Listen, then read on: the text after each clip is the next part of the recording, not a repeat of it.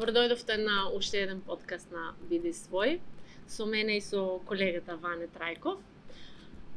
Овој пат разговараме за менталното здравје.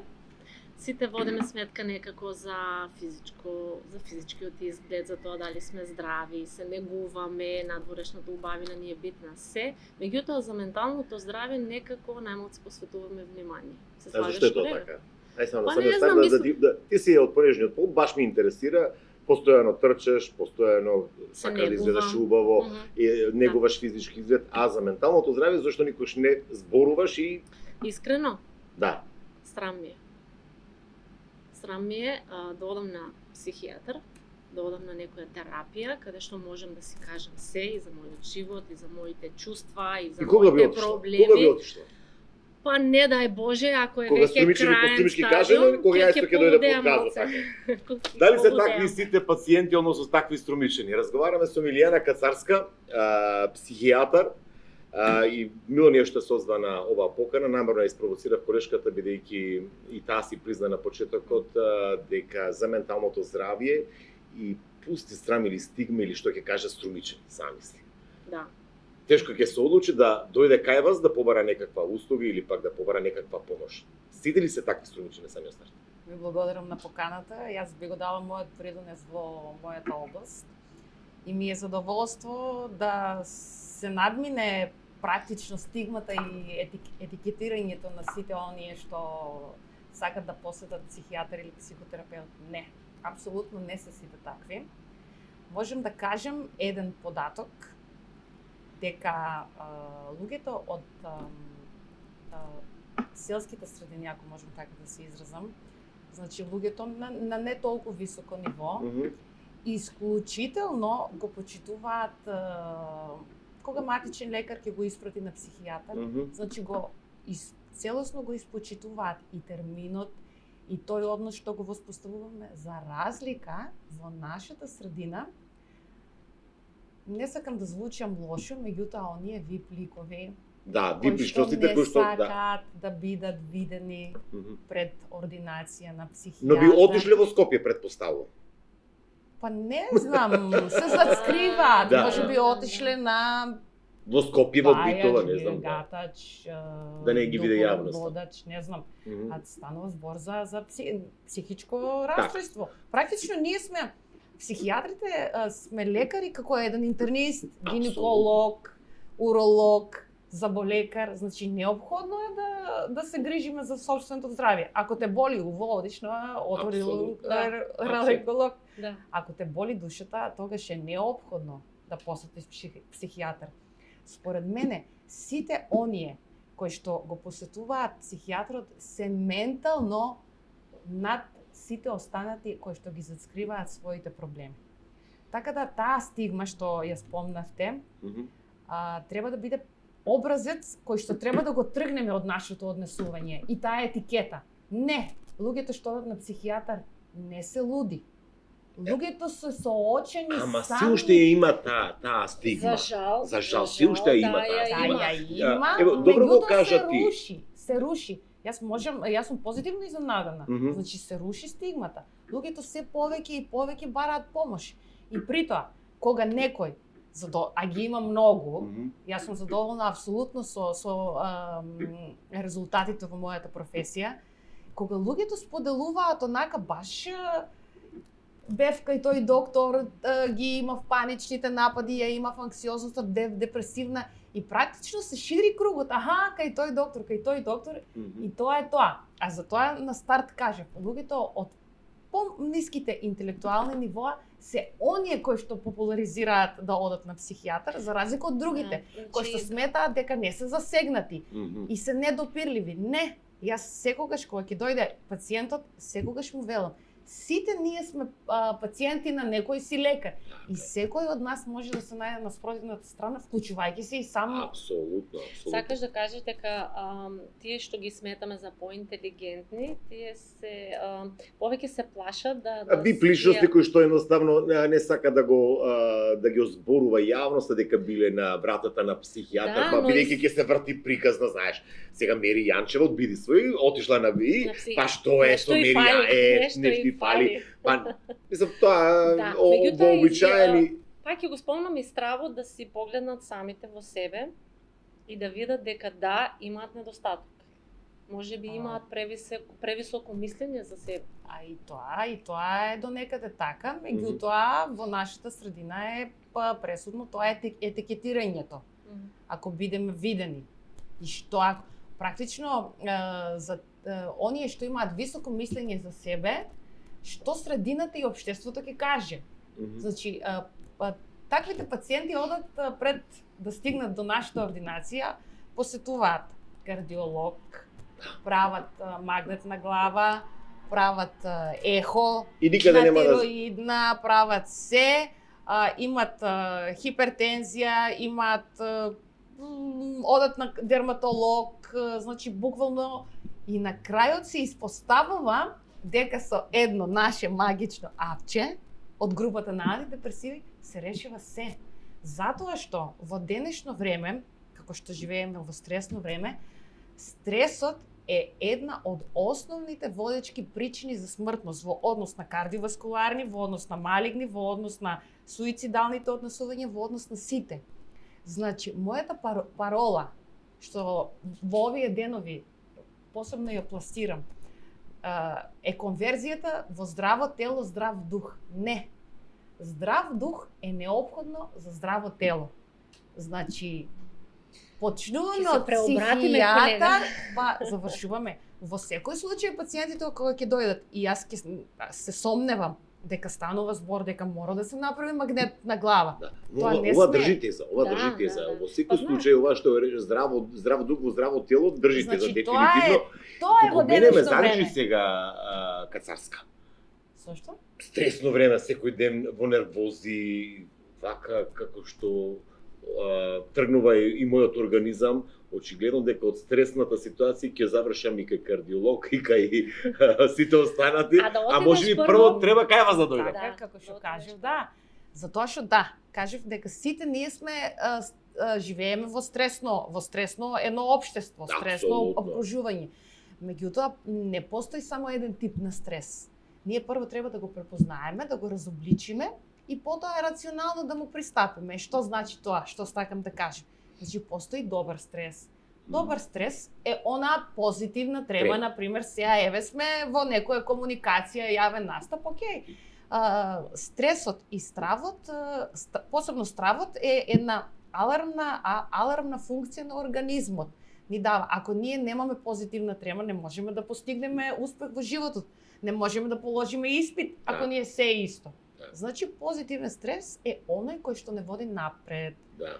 Негативен, лош стрес е оној кој што практично е основа за менталните заболувања. Значи 55% статистички отпаѓа на стресогенните ситуации. Имаме акутен стрес. Акутен стрес е оној кој што е некаде 40 до 72 часа. Индивидуата која што го доживува акутниот стрес има здрави механизми на одбрана и при тоа не останува тој акутен стрес последици врз неговото здравје. И на крајот е оној хроничен стрес, каде што секојдневно, со денови, месеци, па може и години, стресогени ситуации се надврзуваат едно на друго и ние стануваме контрапродуктивни. Практично стресот не прави хендикепирани во секојдневните активности. Да прашам тука, мобинг стрес? Да, влегува и тоа. Дали размисли, што ми правиш за утре. За биди свој. Да, постојано сум под стрес. Под мобинг. Значи колку време е тоа? Па веќе едно 5-6 месеци. Што влегува? Да, знаете хронично. Како? Тоа знаете како се нарекува? Тоа се нарекува бърнаут синдром, синдром на согорување, кога индивидуата е под континуиран стрес, и тоа бърнаут и јас треба да дојдам, но и таа треба да дојде. Во работната средина. Мајцата да дојдеме на терапија.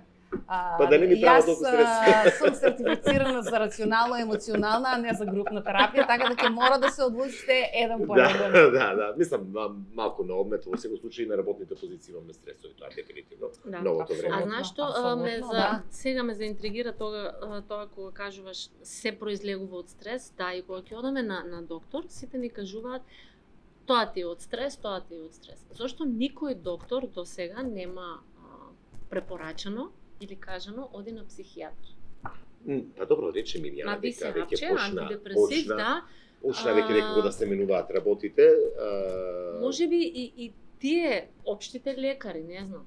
Знаеш, не е така баш. Значи, се препорачува некако се препорачува младите лекари препорачуваат и како што кажеш на почетокот и самите пациенти. Значи препорачуваат тоа ти од стрес, а тоа е од стрес затоа што се лачи високо ниво на хормонот на стрес кортизол и на крајот кога ќе настане мозочен или срцев удар, тоа е практично од хормонот на стрес. И затоа јас кажем прво да се тргне од психијатар, не е неопходно. Зависи за кој тип на стрес. Не можеме денеска од денешната ситуација не е нас стресна, стресогена или акутен стрес или некој од младите имаат на пример состанок, па нормално дека се стресирани. Апсолутно се согласувам. Во една статија неодамна прочитав изјава од психијатар дека и кога сме во некои моменти на носење на некои потешки одлуки, кога не знаеме што со себе, не мора да биде некој проблем што не може да се реши, и тоа е причина да се оди на психијатар. И сега јас пред да го запомним ова твое прашање, ќе те замолам за малку подоцна, бидејќи мислам не сум толку упатен, дека тука наблегуваме и во една друга област. Затоа би сакал на почетокот Кацарска да ни објасни. Психолог, психијатар, психотерапевт.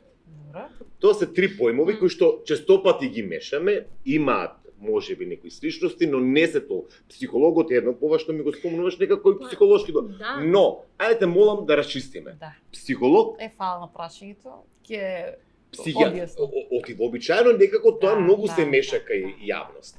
Да разјасниме ако може на почетокот, бидејќи ова прашање мислам дека некако допири на тоа. Па да, каде да отидам во таа смисла? Да, вака сега, значи има ли разлика?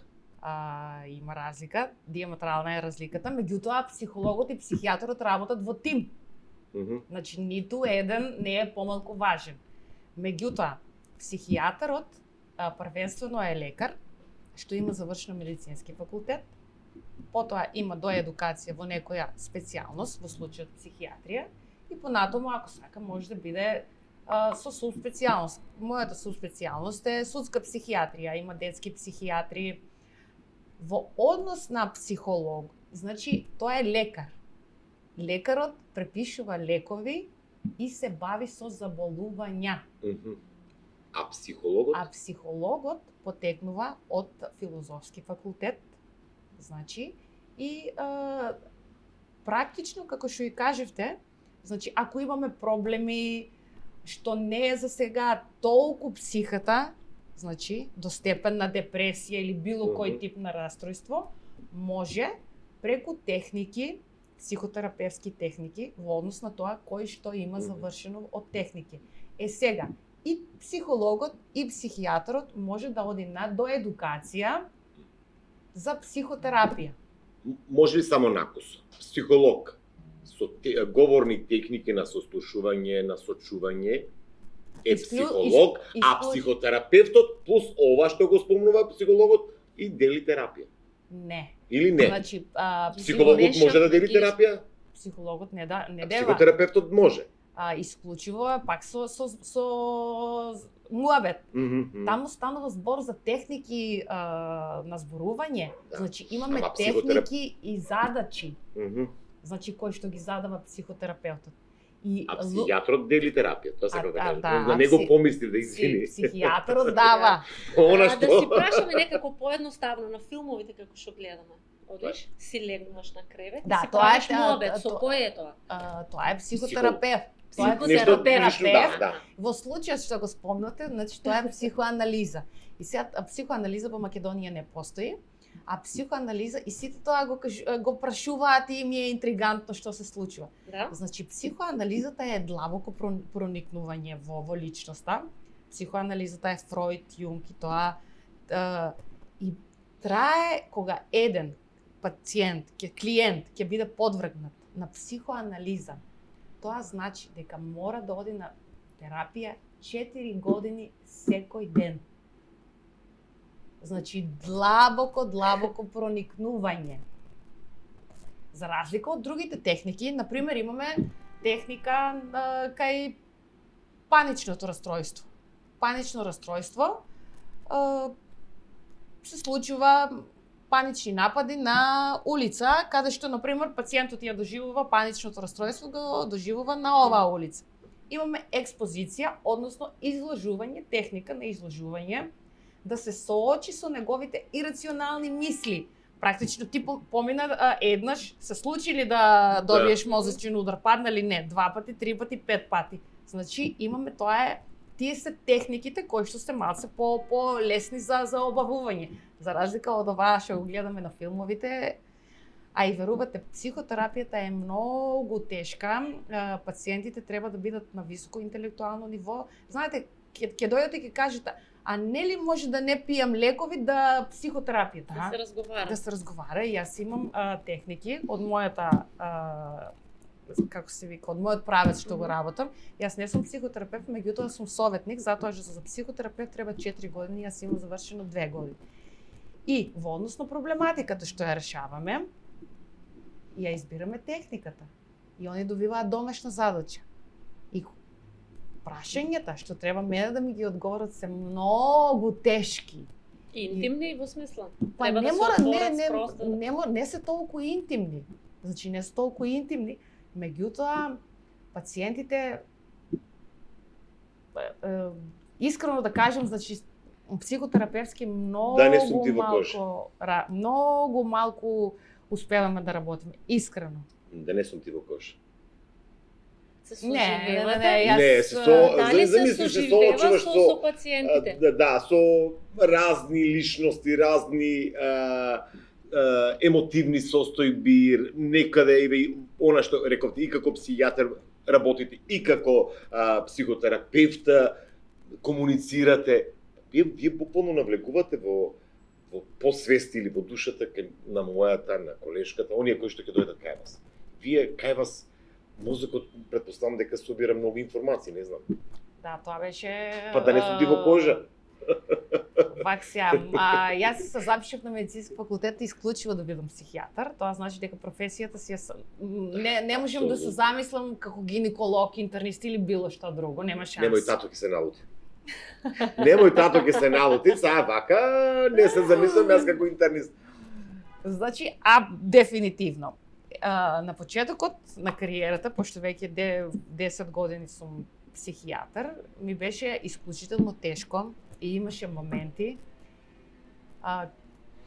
Знаете, кога станува збор за расстройство ендогено, значи вродено или не ме погодуваше, имав емпатија, меѓутоа луѓето доаѓаат со посттравматски од типот на загуби во семејствата, загуба на дете. Да. Значи тие приказни на почеткот на кариерата не можев да ги издржам. Ги носев дома, ги елаборирав, ја замислував средината на тоа семејство. Значи беше многу тешко, ми се случуваше, значи тоа веќе со искуство веќе го надмина. Да, ми се случуваше пациентот тука па ја да морам да се завртам, да нешто да пишем за да не мора да бидам авторитативна и да имаат они сигурност во мене. Да, апсолутно. За разлика од сега, не дека не сум емпатична, јас сум емпатична во моментот ние кога зборуваме. Да. Меѓутоа, кога пациентот завршува со сеансата, ја затвара вратата и влегува друг термин. Тој пациент е готово.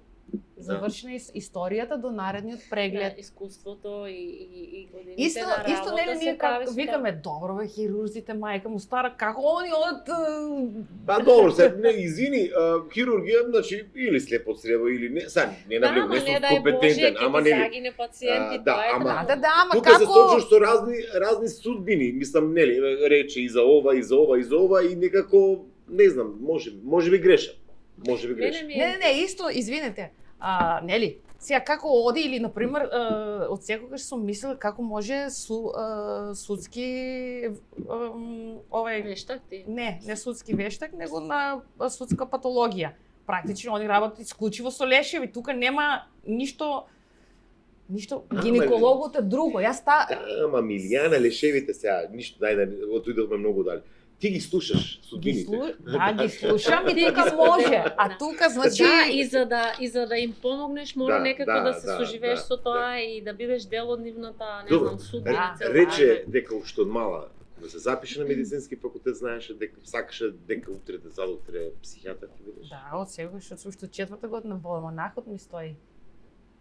Во монахот ми стои дека таа сака психијатар да биде, на сите умот да им го види.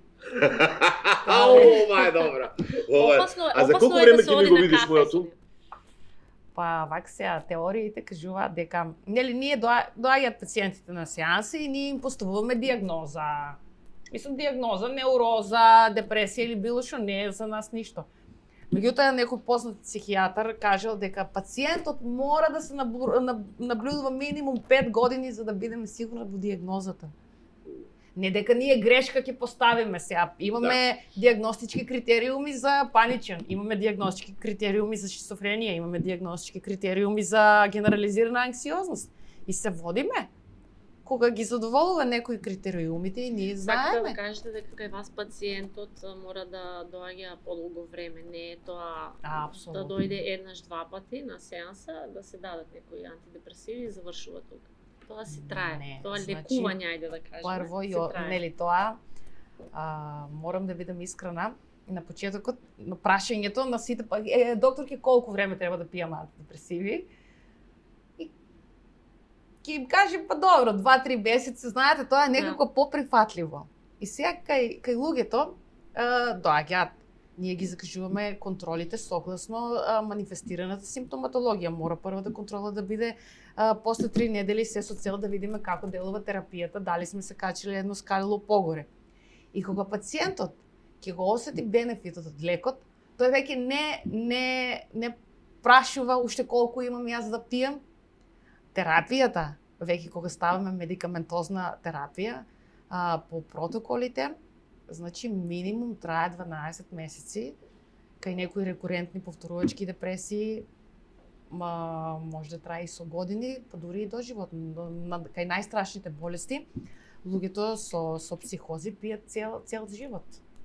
И практично нашата функција е ние да ги оспособиме и да не се они препознатливи во средината. Еве сега он пие антидепресиви или он пие антипсихотици, нема, да не се разбирам. Ништо ни антидепресиви, ни антипсихотици, не дај Боже, ама не ги разбирам овие терминологии, бидејќи се далеко. Немаме потреба од тоа. Ќе прашаш или нешто сакам да ја прашам? Ајде, повели колега. Зашто ми интересира? Успеваш ли да го разграничиш ова службеното и приватното? И колку ова службено пак влие на твојот приватен живот? Многу. Знаеш, замисли, те гледам и сега, знаеш, млада личност е и да придам, ама она е психијатар. Не успеваш ли да направиш дистинкција ти прво лично и средината околу тебе? Вак сега, кога се многу ме интересира. Да, ќе ви објаснам, да. Кога се вратив во Струмица, значи пред 10 години, се случуваше луѓето на улицата не сакат да ме поздрават од, нели, као ако ме поздрават, ќе кажат тој бил кај докторката. Пак се враќаме на Тоа беше, сега веќе не е. Сега веќе има здраво докторки тоа. Ти пак повторно е. Ова приватно. Демек професионална деформација кога ќе па сега следуваат и излегуваш ти навечер во кафулиња. Добра, сега во градот, во државата веќе се познаваме и тоа е окей. Меѓутоа во други средини јас и не сакам да ја пласирам мојата професија. Ја криеш. Затоа што јас кога сум излезена, значи, не сум јас докторка, јас сум Милијана и не сакам да ми се обраќаат. И во моментот кога некој, посебно од машки, со што се бавиш и кога ќе кажем, и они сметат, леле, ова ме анализира. Нема шанси. Значи, нема шанси. Апсолутно нема никакви шанси. Не проработува тоа кај вас малце да го анализирате. Ама имаш ли почувствувано на твој грб, на твоја кожа дека веднаш се гради некоја бариера? Да, веднаш, да. Ми прави проблем во приватниот живот. Ми прави, да. По-добро да си останеше гинеколог, како тато, гледаш. Не, интерни сте како. Или сте, ама ми прави, да. Како го надминуваш ова? Па тешко. Па ајде кај нас на терапија, Замисли ти приде и некој психијатар. Добро. Знаете како е првото? Ама јас сум за кај тебе, јас сум за кај тебе, кажам не. Или на пример друштво, жена ми нека дојде кај тебе. Не е баш така. А обично машко-женските односи тука мене ми се рушат. Жена, сама и психијатар ти е прави, навлегува директно, па анализира, па гледа манири, шо пијам, како се движам. Милијана, немој да ми се налутиш ако на улица не те поздравам. Од сега натаму ќе се налутам. Сакам малце и да поразговараме за користењето на интернетот, што е во денешно време се повеќе и повеќе актуелно, сите сме обседнати, и менталното здравје. Колку влијае користење не само на мобилните, воопшто на интернетот генерално и на нашето ментално здравје? Многу. Да начнеме таа тема. Да. Практично со експанзијата на мобилната технологија, експанзијата во главно на технологијата, се испостави дека осаменоста кај популацијата го достигнува највисокото ниво. Ние веќе се дружиме само виртуелно. Не ги остваруваме контактите визави. Практично ние, имаме роднини во Америка, во Швајцарија, во Шведска и ние сме достапни, можеме да се слушнеме. Меѓутоа, на крајот на денот остануваме сами. Што тоа значи? Значи, технологијата ја презима улогата над нас и ние сметаме дека она не конектира, а уствари тоа е илузорно на нас, она не оддалечува, затоа што секој од нас е со мобилен и комуницира на тој начин. Сега што се случува? Луѓето запаѓаат во еден обсесивно, компулсивно однесување во зависност од интернет, хранејќи ја, не сакајќи ја хранат својата осаменост, затоа што тие немаат остварено реални врски со средината, а им се многу неопходни. Значи, пред се, врските визави се неопходни за среќа и за здраво општество. Колку подолго се поминува време виртуелно, на мобилен, на социјални мрежи, толку ние сме поосамени и сме понесреќни. Ќе дадам еден пример. Луѓето, значи, генерации наназад, значи, луѓето живееле во племиња и преживувале затоа што биле заедно и живееле заедно, значи си помагале, тука си пружеле рака. Физичко присуство. Сега, што се случува кога, некој живее сам, нема жена, има финансиски можности, може да гледа телевизија кога сака, никој не го му прави никакви дистракции и на крајот на денот ќе кажеш, шупа тој не е задоволен. Да. Него тој е цело време на телевизија, на телефон, го уништува самотијата. Ги нема остварено здравите врски кои што и живее во претпоставуваме некоја илузија или крадејќи други интегритети, едноставно представувајќи си или пак таа имагинација дека живее во нешто сосема материјално или пак имагинарно. Па да, зависи што е пласирано и што го восприема од тоа што го гледа. Во моментот кај нас актуелно е Инстаграм, Фејсбук, сите ги гледаме тугите животи. Да. Гледаме како е комшивката, како е другарката, а сите тие слики се фотошопирани, нереални. И тука доаѓа и се поистоветуваме звездите, јавните личности кои што можеби тоа им е бизнис на некој начин, но се поистоветуваме и сакаме да бидеме како нив, исклучувајќи таа конекција физички или пак тоа дружење, социјализација.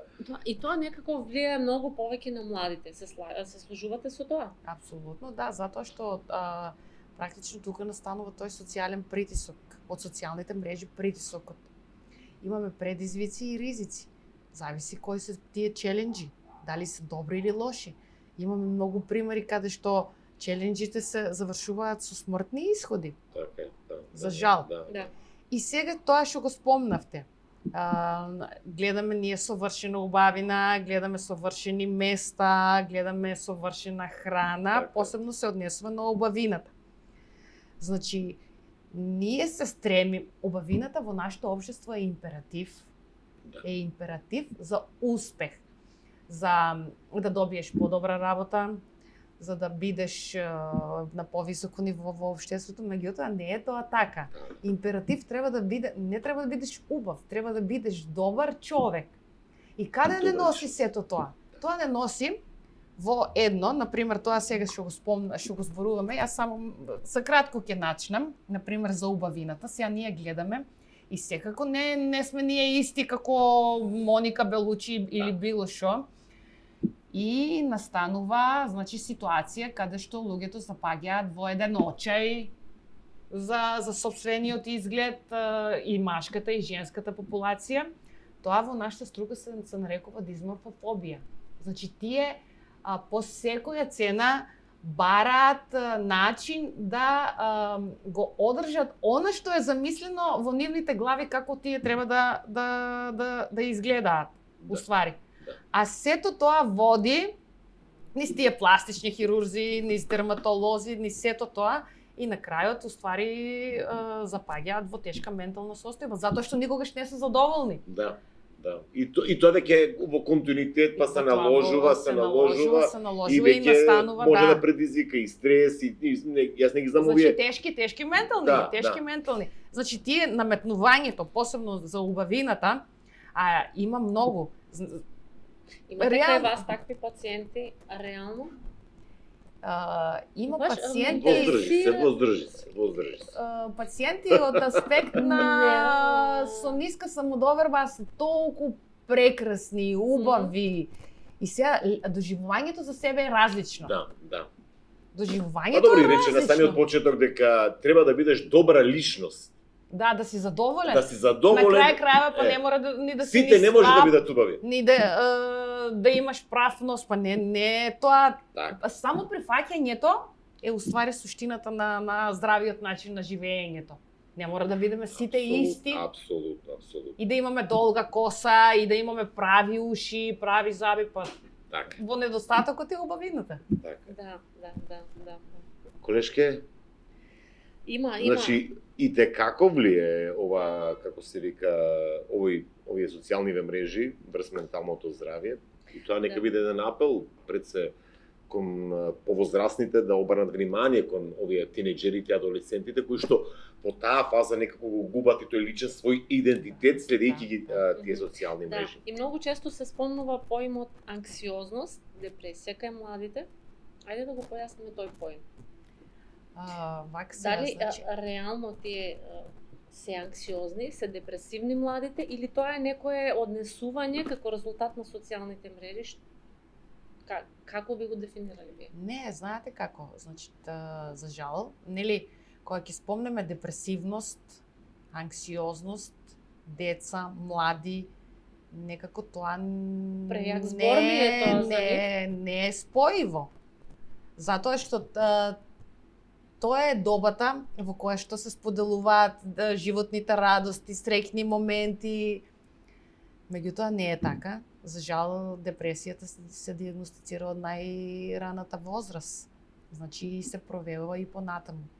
Значи тоа чувство на депресивни и анксиозни одговори постои многу.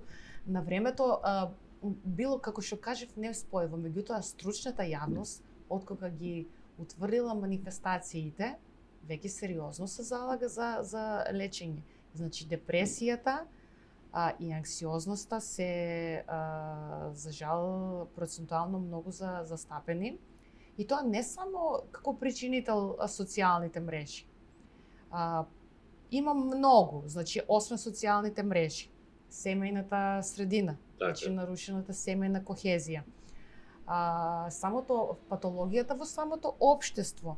Значи, многу често, за жал, ние денеска зборуваме дека децата живеат во еднотажно време. Зошто е тоа така? Статистиката ни покажува. Значи, имаме зголемена токсикоманија, злоупотреба на супстанции, порочно однесување во однос на коцкање, суицидално однесување, па дури и посегање на тугите животи од една страна.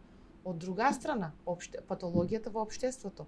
Тие деца не се во наводници аболицирани од чувството на тага, на анксиозност, на страв, на депресија, кога секојдневно ги слушаат екзистенционалните проблеми на родителите, ја слушаат еколошките катастрофи, се бомбардирани нон-стоп со нуклеарни, почеток на нуклеарни или па наметнатите идеали од модерната Европа. Практично, сето тоа тие посредно или непосредно го впиваат и ја имаат таа манифестација. И сега манифестацијата, што ме прашавте, не е и видлива за нас, значи од стручната јавност е видлива, а можеби за родителите и за пошироката е невидлива. Јас би сакала да спомнам некои ситуации. Ова е за мене, значи вака извини, морам да ти кажам дека во еден момент почувствував дека следам професорка на факултет.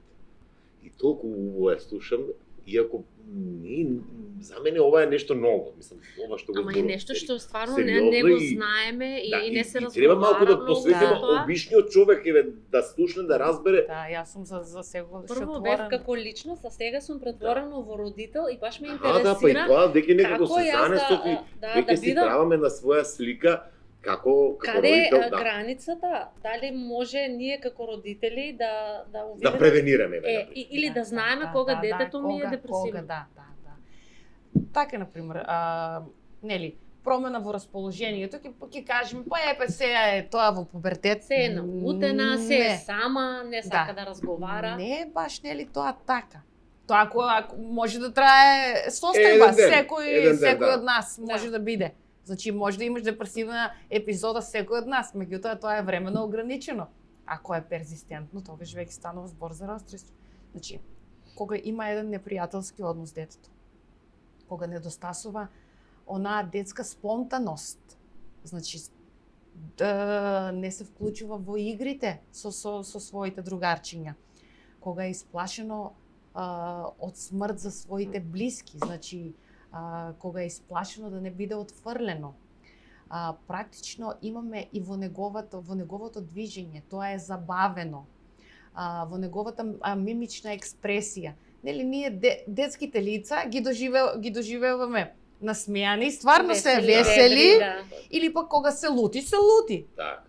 Меѓутоа, кога е онаа сивило и восочна, значи тука нешто се случува со детето.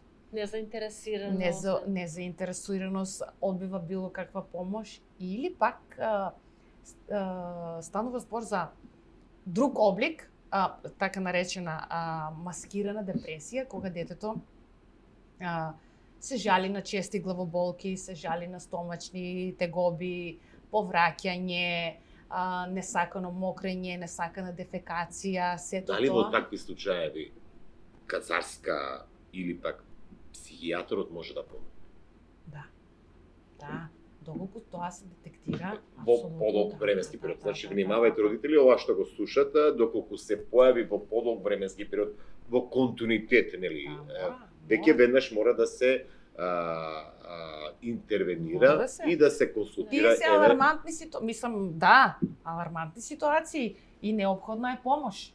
Неопходна е воспоставување на еден терапевски сојуз во кој што ќе се бидат вклучени и родителите. Апсолутно. И при тоа кој ќе кажат, па добро, па тоа е дете сега што тие лекови. Во такви ситуации можеме ние родителите нели да избувнеме, мислејќи дека мрзеливо, не сака собата да си или пак да дигнеме тон, па уште повеќе да направиме еден притисок врз ова адолесцентот.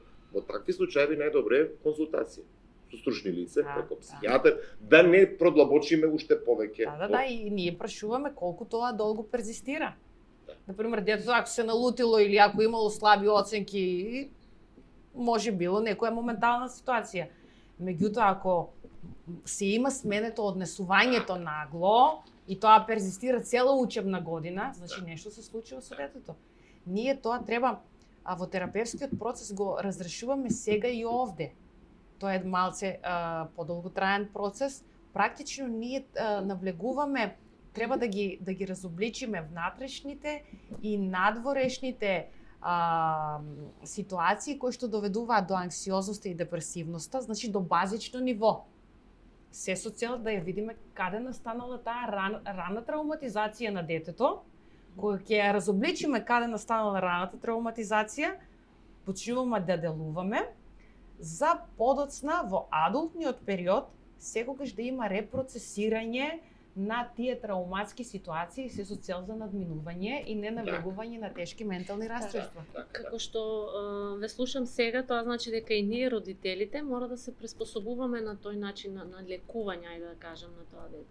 И ние треба да имаме некое однесување. Мора па и да го рече и Кацарска дека при користењето на услуги или при одење на психијатар, не само адолесцентот, туку и родителот да се најде тоа заеднички не може ти само детето, апсолутно, туку треба, бидејќи ова дете може ќе помине еден процес, но повторно ќе се врати во семејството каде што ќе мора да Но што со предвремени, ајде да кажам, како да реагираме за да не дојде до таа финална ситуација?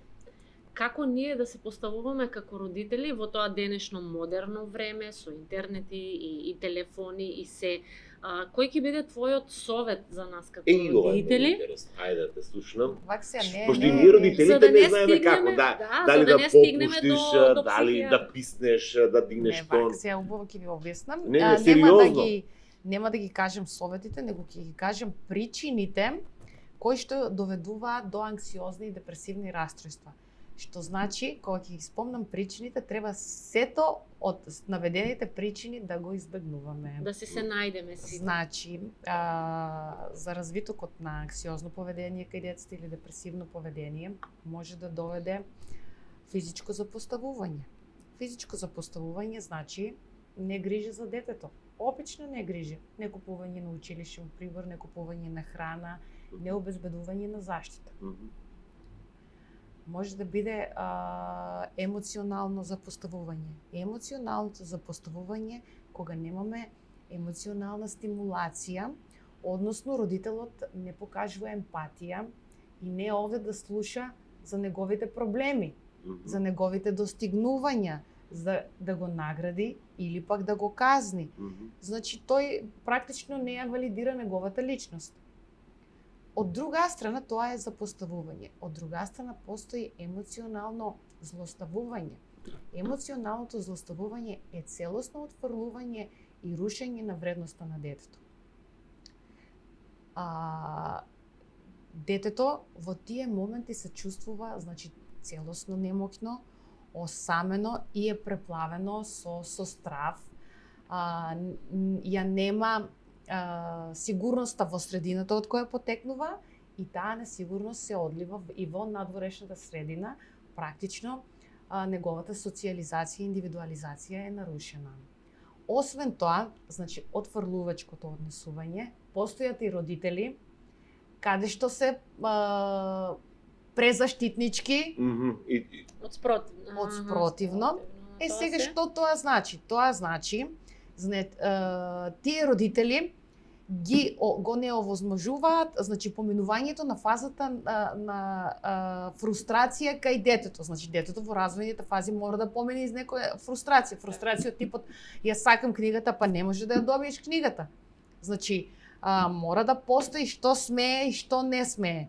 Значи презаштитнички родители каде што индивидуализацијата и социјализацијата исто е оневозможена. Кај таквите деца се развива социјалната анксиозност, сите стимулси од надворешната средина, значи тие ги доживуваат предимензионирано и при тоа стравот кој што го имаат накалемено во себе, го насочуваат преку еден нездрав механизам на однесување кон надворешната средина и дали ќе биде кон објект, дали ќе биде кон личност или било што и развиваат, значи социјална анксиозност и не можат да се вклопат во средината. Тоа е во однос на презаштитничките родители. Во смисла, тие се научени да имаат се во животот, сакаат се, добиваат се. Добиваат се, меѓутоа ја губат индивидуата, личната индивидуа. За разлика од другите, кај оние кои што се отфрлени, Значи, и таму, како што кажев, има еден силен набој на страв, кој што го доаѓа до ниво на невротски страв, на паничен страв. Тие се преплавени и овде доаѓа до еден феномен на регресивно однесување. Неотповиклива желба нон-стоп да бидат со личности од средината или да бидат со лица од авторитет. Да, значи, апсолутно. тие се развои па да функционира. да, исто така и физичкото злослабување. Физичкото, кога е физичкиот интегритет на детето, преку тепање, значи свесно нанесување на повреда. Исто така тоа станува немоќно дома и во средината и тој без подоцна може да се излие во некое деликвентно однесување и слично. Практично не ви ги давам советите, меѓутоа причините треба да ги... Причините така што мора да внимаваме што правиме, бидејќи сето тоа може да предизвика контраефекти, она што ги спомна како причините. Туку да ти кажем јас тебе Кацарска дека јас одамна не сум молчал толку и не сум поставал прашање. Тоа значи? Јас имам заклучок дека се сведува на Чекај, колега. Не морам да кажам дека ни одржа лекција, колешке. Ни одржа лекција, да, и се сведува се сведува на фамилијата, на воспитувањето и се произлегува од нас. Па добро, во секој случај семејството е главниот столб, сврзувачката клетка и на заедницата и на општеството и на така. Затоа се стремиме кон семејната кохезија, да не биде нарушена. И семејното насилство, зошто го треба да го супримираме, за да не... Знаете ли зошто? За тоа што и за депресија, и за семејно насилство, и за било кој тип за анксиозност. Значи, детето во своите родители гледа објект на идентификација во неговиот развој. И сега еден прост пример. Ако неговата мајка до неговата 5-та година нон-стоп ја гледа во депресивна, значи депресивна, не дека е мрзелива, значи не се грижи ниту за себе, ниту за семејството. Детето го прифаќа тој облик на однесување сметајки дека е нормален. Да, апсолутно. Па тоа и што кажуваме цело време да не сте... Јас морам керка милиона почна да збори така. Добро, имаме убави примери, апсолутно, меѓутоа... Да. Во смисла за телефоните, постојано кажуваме да не седа на телефони, но за жал и ние сме на телефони, по цел ден сме на компјутери и на телефони и ние сме не депресивни, меѓутоа постојат моменти, јас како родител мора да си признам, не знам колку другите сакаат тоа искрено да си го признаат, немаме време за своите деца, не посветуваме доволно внимание и тоа се рефлектира и на нашите деца. Ни одржа лекција докторката, јас морам да се сменам од утре. Јас си кажам. Морам. Туку малку повторно некако, премногу стручно отидовме. Ако не беше психијатар, што ќе беше Милијана? Да, актер. Ола? Актерка. Актерка. Да. Па не е касно. Дали би ја сменила професијата? Не, ова па некако има некаква спојка. Има некаква спојка, значи опција тука беше многу тешко за запишување на факултет за драмски уметности. Или требаше да чекаш една 98, и се примаат двајца. Двајца и имаше тогаш во Загреб. И некако ми беше тешко да се одвојам од средината. Не бев сигурна дека ќе можам да успеам тогаш. Инаку го имам глумено во филмот Маклавас. Имам, значи тоа е онака баш еден комплициран, постои, може да го погледнете. И тоа во филмската индустрија се гледав како актер, не во театарска. Не на штиците. Добро. Тие се двете опции. Друго, како трета опција нема. Дали рече дека децата се поистоветуваат на семејството? Дали утре залутре би дозволил... Се извинувам само. Јас практично изгледа сум микс. Татко ми е интерниста, мајка ми е психолог. И јас, уствари, сум психијатар. Ама дали утре залутре... Нели? би го поддржал вашите деца да бидат психијатри? Појма не, валјда, да, не знам. Нема да насочувам. Нема да насочувам ништо. Да. Приватно да ми каже Милијана Кацарска како ова после работното време, што јаде, што несериозно, не знам зашто се храниш редовно, спортуваш. Па и тоа е битно за менталното здравје. Да, за жал не спортувам. Почнев лани да спортувам, меѓутоа имав несреќа и прекинав. Не водам грижа баш за физичкото здравје, за жал. Не водам грижа за исхраната, за жал. Морам да бидам искрена. Не се раниш редовно или пак? Не се ранам, не внимавам. Значи јадам што сакам. Ако сакам денеска авокадо, ако сакам утре сендвич, ако сакам јадам помалце. Таа витка ставол што е? Молам? Таа витка ставол што е? Од ништо посебно. Ген, таков ген си. Не, од ништо посебно. Од ништо, апсолутно, од ништо посебно. Морам да ти кажам дека ти љубоморам на таа страна. Слободното време како го поминуваш? Слободното време после работа си одам дома и се одмарам. Може да ми се деси да се седнам на лука и ништо да не правам буквално, еве да гледам во точка. А многу сакам да патувам. Значи тоа ми е... Да. И тоа сум сама свој организатор. Си ги правам турите. Биди своја. Да, своја. И малце се однесувам компулзивно одам на таа дестинација, и го пијам во тој коктел, морам да го пробам, одам на тоа место, се сликам таму, правам тоа, таа ми е комбинација за уживање. Посакувана нереализирана дестинација? Сардинија. Ама изгледа нема да ми се... Зошто? Па ми откаже екипата. Па нели пред малку кажа дека импулзивна си, ќе го реализирам. Да, сега останам само да одам сама, ама не до толку. Како би се, баш ме интересира како би се опишал во 3 збора, како карактер. Упорна. Позитивна. Безкомпромисна. Позитивна, да. Позитивна, затоа што завите нон-стоп ми се гледаат, значи. Другите ме доживуваат како мистериозна и арогантна, уствари нема врска и сум доверлива, мислам лице од доверба може да бидам и сум лојална. Топ. Значи професионално. Не, или карактеристика. Добро, сега па за професионализмот да тоа. Имавме време, еве, скоро саат време. И хедонизам, тука тоа хедонистички сум расположена во... Се гледа, да. Кажи ми како го процени мојот колега. Чекај, не. Ако кажа кои се добрите работи, кои се најлоши, мислам, кои се мани или лоши работи. Со глава од зид. Тврдоглав. Јарец да не си во пораз. Да, сум. Јарец, еве. Јарец, девица, јарец. Зашто е обсесивно. Мора. Аха. И што велиш, ова е црно? Ќе го направам црно. Значи не заобиколувај прашање. Не, тоа сакам да. Да. Тоа еве саат време имаме, разговараме. Прво кажи ми за колегата, како го процени?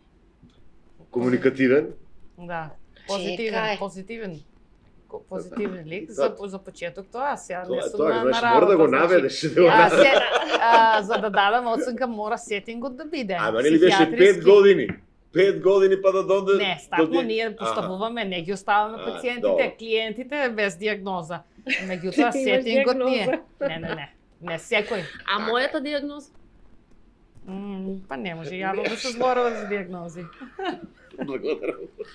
Сакаше да ти кажи тебе дека си позитивна. Не бе, сестро, цел време правиш мобинг. Јас си реков, јарец сум во хороскоп, да, тврдоглава сум, но некако друго да ми кажа, па макар е негативно, би се сменила. Милијана, навистина ти благодарам што беше дел од овој подкаст на Биди свој, шала настрана. Мислам дека успеавме и професионално и приватно да ја доближиме струмичката или сите оние кои што ќе не гледаат до Милијана Кацарска и твојата професија. Се надеваме дека ова лого што е позади тебе, дека сите да останат своји пред се на она што го работат како професија. Само за крај, ако евентуално сака Ване Трајков да користи некоја услуга од субспецијалист доктор Милијана Кацарска, каде може да најде? Во Вита Медик, Струмица. Фактора ќе пуштиме, да. Ќе ми дадам лист карта и готово. Имате гратис сеанси за почеток, па така да ќе видиме после. Први Мислам рече, дека пак и јас треба крапче. да сум прв поглед на тоа што не А вие ќе се договорите, lady first.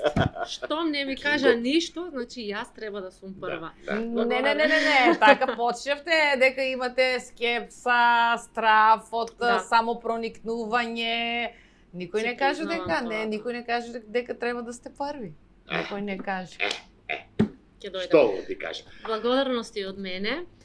Јас се надевам дека оставивме простор на сите родители да се поправат во своето однесување кон само родителите, деца, па и ние и кон самите себе, да се ментално Естествено, малце да подигнеме колку што може. Јас морам да се заблагодарам, знаеш дека имаме веќе пријатели на нашиот подкаст, Deluxe Rent-A-Car, да, на секој кој му треба превоз. Требаше велосипед да купувам од... Па така, како ќе купиш велосипед ако не си ги поздравуваме нашите пријатели, сите информации на страната www.deluxe.mk и телефонските броеви кои во моментот ќе се појават на екранот. За сите информации може да ги побарате и благодарност до Europe House од каде што се снима овој подкаст и се гледаме во нареден период. Само за крај, јас да кажам дека не се срамајте, едноставно, докато го почувствувате потреба, слободно одете кај психијатар, бидејќи не е ништо срамно, туку она што Милијана го кажа на почетокот, здрав дух, здраво тело.